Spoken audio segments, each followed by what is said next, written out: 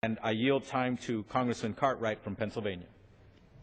Thank you, Congressman Cardenas. And I want to say tonight that I'm so proud of my fellow men and women, new members who have spoken in this special order hour so far on comprehensive immigration reform.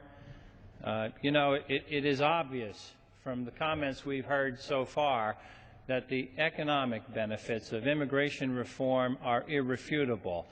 Sometimes you do have to follow the money, and the money speaks very loudly and clearly in this case that comprehensive immigration reform cannot be ignored as the correct solution. But I also want to mention that each and every one of the speakers who has been up so far has also said generically it is the right thing to do.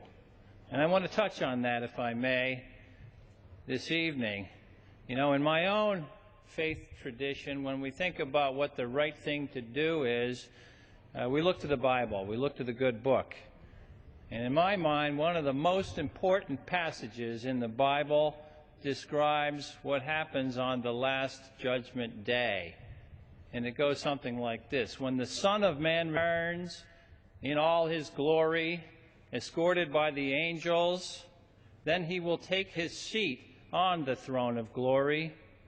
All the nations will be assembled before him, and he will separate the people one from another, as the shepherd separates the sheep from goats. At his right hand he will place the sheep, at his left the goats, and to those on his right he will say, "Come, accept as your inheritance the kingdom that has been prepared for you from the foundation of the world.